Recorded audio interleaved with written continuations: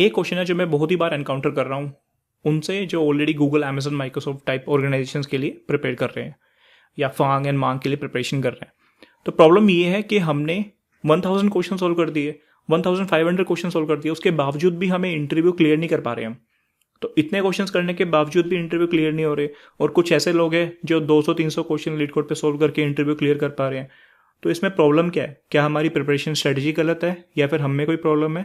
तो इसी के बारे में ही मैं डिस्कशन करना चाहता हूँ, जो भी मेरी अंडरस्टैंडिंग है, सो दैट आपको कुछ उससे आइडिया लगे कि कहाँ पे गलती हो रही है।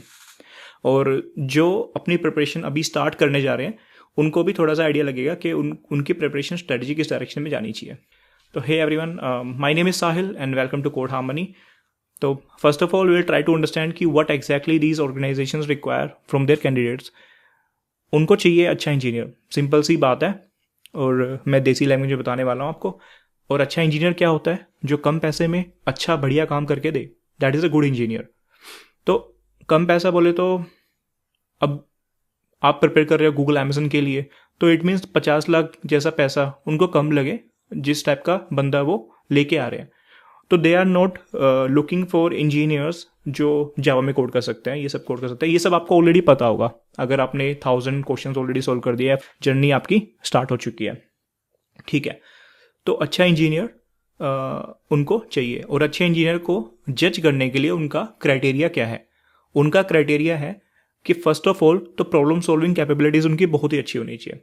तो प्रॉब्लम सॉल्विंग कैपेबिलिटीज एग्जैक्टली है क्या? कुछ लोग उसको डीएसए बोल देते हैं, कुछ लोग डेटा स्ट्रक्चर बोल देते हैं, कुछ बोलते हैं कोडिंग राउंड्स निकालने हैं भाई स्टार्टिंग में, स्क्रीनिंग राउंड्स। तो एग्जैक्टली ये है कि कंपनीज को टेस्ट करनी है आपकी problem solving capabilities using data structures and algorithm. Problem solving capabilities आपकी फाड़ू होनी चाहिए using DSA, data structure and algorithm. Data structure and algorithm को अगर उठा के मैं उस पर थोड़ा जूम इन करूं तो मुझे पता लगेगा कि डेटा स्ट्रक्चर जो कंप्यूटर साइंस का फंडामेंटल सब्जेक्ट था, सो कुछ algorithms they are going to expect कि हम कुछ आ रहे हैं इंटरव्यू देने तो कुछ प्रिपरेशन करके आएंगे, हम अपने कुछ एल्गोरिथम्स लेके आएंगे जो अगर प्रॉब्लम सॉल्विंग में काम पड़ा तो हम लगा देंगे। और कुछ प्रॉब्लम्स, ऐसी प्रॉब्लम्स जो कुछ प्रॉब्लम्स नहीं होती, जो एक कॉन्सेप्ट का काम करती है। तो using data structures and algorithm वाला जो पार्ट है ना, सेकंड पार्ट यूजिंग डीएसए, इस पार्ट को कंबाइन कर देते हैं तो हमारे पास कुछ सेट ऑफ टूल्स बन के आते हैं। तो वो सेट ऑफ टूल्स पे हमें ज़्यादा ध्यान देना होता है। समटाइम्स जो मैंने एनकाउंटर किया है, ऐसे लोग जिन्होंने ये वाली गलती कर दी है कि डायरेक्टली उन्होंने स्टार्ट की अपनी प्रिपरेशन किसी या फिर शीट को उठा के या फिर लीड कोड 150 को उठा के उन्होंने स्टार्ट कर दी कि भाई लीड कोड 150 बहुत फ्रिक्वेंटली आस्क्ड क्वेश्चंस हैं, इनको कर लेते हैं, थोड़ा सा डेटा स्ट्रक्चर पढ़ा। बट प्रॉब्लम सॉल्विंग आपकी टेस्ट हो रही है वहाँ पे। यहाँ पे टेस्ट नहीं हो रहा कि आपने वो प्रॉब्लम सॉल्व कर पा रहे हो कि नहीं कर पा रहे। प्रॉब्लम सॉल्व आप भी करोगे, आपके कंपटीशन में जो बंदे बैठे हैं वो भी प्रॉब्लम सॉल्व करेंगे। आपको उन सब में चमकना है, स्टैंड आउट करना है। तो स्टैंड आउट करने के लिए आपको थोड़ा अच्छे से इंप्रेस करना है इंटरव्यू को। अगर कोई क्वेश्चन रिकर्शन पे है तो टेस्ट करेंगे कि आपकी रिकर्सिव थिंकिंग कैसी है, ना कि आपने प्रॉब्लम सोल्व किया कि नहीं किया, ठीक है। तो दिस इज अवर अंडरस्टैंडिंग कि इन ऑर्गेनाइजेशंस को एग्जैक्टली चाहिए क्या। प्रॉब्लम सॉल्विंग कैपेबिलिटीज थोड़ी अच्छी होनी चाहिए using data structure and algorithm. तो मेरा रिकमेंडेशन ये है कि अगर इतने क्वेश्चन सोल्व कर रहे हो तो क्वेश्चन सोल्व करना इज अ डिफरेंट थिंग। कि हम क्या कर रहे हैं, इंटरव्यू में जो क्वेश्चन पूछे जाते हैं उनको सोल्व कर रहे हैं, बट हमें क्या करना है इंस्टेड, पहले हमें देखना है कि using data structures and algorithm, using DSA वाला जो पार्ट है, हमारा जो प्रीरिक्विजिट है, प्रीरिक्विजिट हमने अच्छे से किया है कि नहीं किया। प्रीरिक्विजिट में क्या कुछ आ सकता है, जो भी आपका डीएसए का सिलेबस है, जो भी डेटा स्ट्रक्चर के चैप्टर्स के वाइज हम सिलेबस कवर करते हैं। लाइक जब हम प्रिपरेशन कर रहे होते हैं, हम एरे पढ़ते हैं, ग्राफ तक लास्ट में जाते हैं, array, stack, queues, link list and all, recursive topic start हो जाते हैं, रिकर्जन बेस्ड जो हमारे आते हैं, basics of recursion, tree graph, dynamic programming. तो प्रिपरेशन आप अपनी ऐसे ही चलते रहने दो, बट आपको क्या ध्यान रखना है कि आपको कुछ सेट ऑफ टूल्स गैदर करने हैं। आप इसको मैप कर सकते हो, जैसे हम लोग बोलते हैं, कुछ लोग ने बोला होगा पैटर्न्स कवर करो सारे, तो आप इनसे मैप करके ट्राई कर सकते हो। आपको ट्राई करना है कि बस आपको आपके पास आपके फंडे हो, आपके कॉन्सेप्ट्स हो। सी कॉन्सेप्ट्स भी इनफाइनाइट हो सकते हैं, एल्गोरिथम भी इनफाइनाइट हो सकते हैं। पहले आप गैदर करो कि कौन से सेट ऑफ टूल्स, कौन से कॉन्सेप्ट्स है, कौन से कॉमन एल्गोरिथम्स है जो नाउ-ए-डेज थोड़ा ट्रेंडिंग में है, लोग पूछ रहे हैं, इंटरव्यू में पूछे जाते हैं, वो आपको कहीं से ही मिल जाएंगे। उसके बाद उन टॉपिक्स पे आपको एक्सपर्टीज लेके आनी है, ना कि आपको ये करना है कि उन टॉपिक्स के आपने सारे क्वेश्चन कर दिए। जैसे कि अगर मैं एग्जांपल लूँ, बाइनरी सर्च है, तो बाइनरी सर्च की आपको अंडरस्टैंडिंग होनी चाहिए, ना कि आप binary search on answer space advance question solve कर रहे हो। करेक्ट। तो that is my suggestion to you कि first of all try to gather all those tools. उसके बाद फिर हम प्रॉब्लम सॉल्विंग पे आते हैं। तो प्रॉब्लम सॉल्विंग आप स्टार्ट ही मत करो जब आप अपने टूल्स गैदर कर रहे होंगे, उस टाइम जब प्रॉब्लम सॉल्व करोगे। और जब किसी चीज़ को समझने के लिए हमें प्रॉब्लम सॉल्व करनी होती है, तो वो प्रॉब्लम ऐसी नहीं होती कि वो इंटरव्यू में पूछी जाएगी, नहीं, वो होती है हेलो वर्ल्ड टाइप प्रॉब्लम, बिल्कुल स्टार्टिंग लेवल पे जो प्रॉब्लम पूछी जाती है।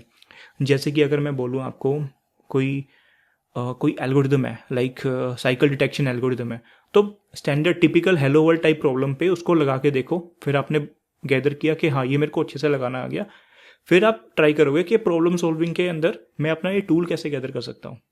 अगर आपको फिर भी थोड़ी क्लैरिटी नहीं मिल रही तो एक देसी एग्जांपल देता हूँ। जैसे हमारे घर में मान लो कि एक स्विच बोर्ड काम नहीं कर रहा, इलेक्ट्रिसिटी स्विच बोर्ड काम नहीं कर रहा, हमने इलेक्ट्रिशियन को कॉल किया, वो इलेक्ट्रिशियन आ गया हमारे घर पे, एक बॉक्स लेके आ गया। बॉक्स में क्या है, असेंशियल टूल्स है, कुछ असेंशियल टूल्स है जो वो लगा के प्रॉब्लम सोल्व करेगा। पहला काम उसने किया प्रॉब्लम को एनालाइज करना कि भाई इसको तो मेरे को ऐसे सोल्व करना पड़ेगा, मेरे को ये हथियारों की जरूरत पड़ेगी, ये टूल्स की जरूरत पड़ेगी। तो वो टूल्स उसने अपने बॉक्स से निकाले और उसने प्रॉब्लम को सोल्व किया। अगर मान लो उसके पास नहीं होता टूल तो वो बता देता हमें कि भाई ये ऐसे होएगा सोल्व। बट अगर अदरवाइज अगर उसको पता था कि उसके जो टूल्स उनके पास है जो उसने गैदर कर रखे हैं, उनसे अगर ये प्रॉब्लम सोल्व हो जाती है, तो फिर वो बताएगा कि ये टूल्स मैं कैसे लगा के प्रॉब्लम सोल्व कर दूंगा। बताएगा नहीं, वो कर देगा। तो सेम चीज़ आपको करनी है। आपके पास भी एक set of essential DSA concepts होने चाहिए जिनको आपको अच्छे से लगाना आता है। उसके बाद आपको जाना है प्रॉब्लम सॉल्विंग पे। और जब टूल्स को गैदर करना है, ईजी प्रॉब्लम सॉल्व करनी है, ईजी प्रॉब्लम सॉल्व करने के लिए आपको कहीं नहीं जाना होता। क्योंकि मान लो कि आपने ये टॉपिक पढ़ा और टॉपिक आपको थोड़ा सा डिफिकल्ट लगा, तो आपको नीचे नीचे जाओगे, ईजी लेवल पे जाओगे तो एक लेयर मिलेगी आपको कि हाँ ये 0 तक आ गया, मैं स्टार्टिंग पॉइंट है। लेकिन डिफिकल्टी की लिमिट नहीं होती, डिफिकल्टी की लिमिट कुछ नहीं होती, अपर लिमिट है ही नहीं कोई। तो अगर कोई चीज़ थोड़ी मुश्किल लग रही है, कोई कॉन्सेप्ट समझ रहे हो, कोई मुश्किल लग रहा है, तो उसका प्रीरिक्विजिट देखो, प्रीरिक्विजिट ये है, इसका प्रीरिक्विजिट ये है, इसका प्रीरिक्विजिट ये है, इसका भी प्रीरिक्विजिट क्या है, एरे क्या होता है, व्हाट इज एरे, ये है इसका प्रीरिक्विजिट। तो एक 0 आपको मिलेगा, 0 लेवल, ग्राउंड 0 मिलेगा। That is like ABCD type topic. तो ऐसे प्रिपरेशन स्टार्ट कीजिए। अगर आप अपनी प्रिपरेशन स्टार्ट कर रहे हैं तो first of all try to gather all of those DSA वाले टूल्स। एंड अगर लगता है कि लेवल आपका थोड़ा सा बाकियों से कम लगता है, आपको फील होता है ऐसा, फर्स्ट ऑफ ऑल ये सारी चीज़ें अचीवेबल है इरिस्पेक्टिव ऑफ कि आपने IIT में बहुत अच्छा स्कोर किया था, अच्छे IIT से पास आउट हो, या फिर आप किसी Tier 3 ऑर्गेनाइजेशन से पास आउट हो, Tier 3 इंस्टीट्यूट से पास आउट हो, तो अचीवेबल है सबके लिए। अगर इंडस्ट्री में हो और तो अगर ऑलरेडी इंडस्ट्री में काम कर रहे हो तो अचीवेबल तो है। तो ये वाला थॉट माइंड से निकाल दो कि कैसे अचीवेबल है कि नहीं। अगर अचीवेबल है तो राइट स्ट्रेटजी के साथ आपको आगे बढ़ना है और आपको इस पे काम करना है, अपना प्रॉब्लम सॉल्विंग कैपेबिलिटीज़ आपको बिल्ड करनी है। लेकिन उससे पहले आपको डेटा स्ट्रक्चर्स एंड एल्गोरिथम के सारे टूल्स पता होने चाहिए। मेरे पास भी एक लिस्ट है, मैं कमेंट में डाल दूंगा, आपको पता लग जाएगा। अदरवाइज आप कहीं से भी ले सकते हो, GFG से उठा सकते हो, ChatGPT को बोल सकते हो कि भाई मेरे को एक टूल लिस्ट बना के दो, मेरे को क्या क्या कवर करना चाहिए। उसके बाद उन सब टूल्स के बेसिक्स पे जाओ। ठीक है, तो दैट इज़ माई सजेशन। अब इसमें क्या दिक्कत आ जाती है, एक दिक्कत जो बहुत बड़ी मैंने देखी है, किसी ना किसी पॉइंट पे हम अपनी प्रिपरेशन में शॉर्टकट लगा देते हैं कोई। तो ट्राई करना कि शॉर्टकट हम कभी नहीं लगा रहे। एंड आपको जज कैसे करना है कि आप सही डायरेक्शन में जा रहे हो या फिर आपकी प्रिपरेशन सही चल रही है। तो उसके लिए ये है कि आपने प्रिपरेशन करना स्टार्ट किया, आपने गूगल जैसी ऑर्गेनाइजेशन का ऑफर निकाला, तो ये दोनों में बहुत ही like they are poles apart कि भाई हमने स्टार्ट किया और ये किया। तो हम स्टार्ट करते ही अगर गोल के लिए देखेंगे कि हमने कितने % हमने कवर किया, तो वो सही नहीं रहेगा। आपकी प्रिपरेशन बीच बीच में बहुत सारे माइलस्टोन होने चाहिए और धीरे धीरे जाती है, टाइम के साथ जाती है। तो इसको टेस्ट करने के लिए आप ये करो कि पहली चीज़ जो आपको मेंटेन करना है कंसिस्टेंसी। पूरी दुनिया कंसिस्टेंसी के बारे में बताती है, आपको कंसिस्टेंसी पे ही ध्यान रखना है कि आप डेली कुछ ना कुछ कर रहे हो। और कंसिस्टेंसी का मतलब ये नहीं है कि आपको बहुत ही ज़्यादा मेहनत करनी है, आपका वो जो थ्रेड है प्रिपरेशन वाला, जो थ्रेड है जो आपको बिल्ड करेगा, वो थ्रेड आपका ब्रेक तो नहीं हो रहा। कंसिस्टेंसी पे ध्यान दो।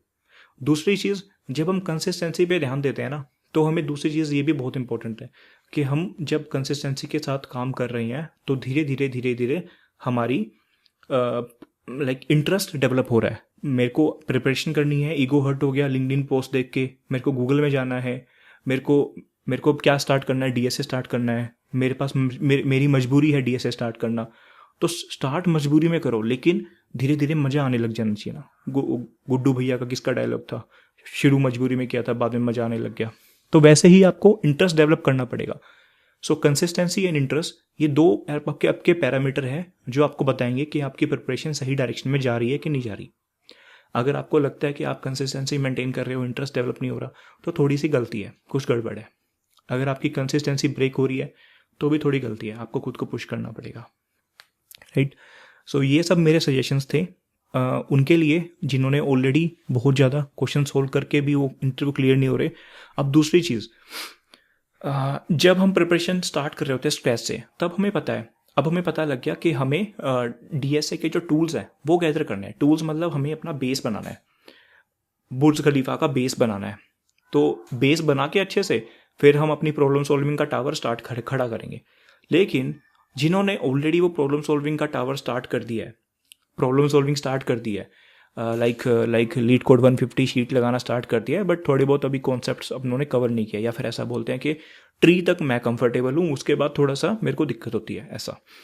तो उनके लिए सजेशन है कि अगर बेस हमारा स्ट्रॉन्ग नहीं था, हमने टावर खड़ा करना स्टार्ट कर दिया, तो बाद में जो स्ट्रगल होता है वो स्ट्रगल करने की बजाय अगर आप इसको रीस्टार्ट करने का आपके पास ऑप्शन है, दोबारा से बेसिक्स पढ़ने का और फिर से वो टावर स्टार्ट करने का, दोबारा से डीएसए के एसेंशियल टूल्स गैदर करने का एंड देन प्रॉब्लम सॉल्विंग पे जंप करने का ऑप्शन है, तो आप ये कीजिए। ओके, तो दैट इज़ माय सजेशन।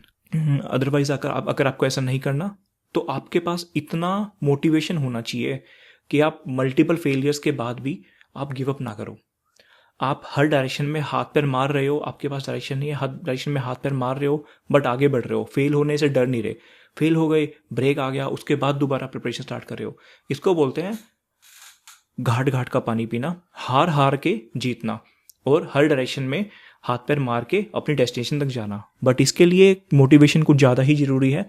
तो इंस्टेड ऑफ इतनी एक्सपेरिमेंट करके, सारी चैलेंजेस खुद फेस करके, why not we just go in a structured way, strategy के साथ प्रिपरेशन करो, और ऐसे प्रिपरेशन करोगे तो थोड़ा सा टाइम बचेगा, right. So that was my suggestion to you all. अगर फिर भी कोई डाउट रहता है तो आप मेरे को बता दीजिए, मैं ट्राई करूँगा टैकल करने का। And all the best for all those who are preparing for these organizations or those who are just getting started with this. Thanks everyone.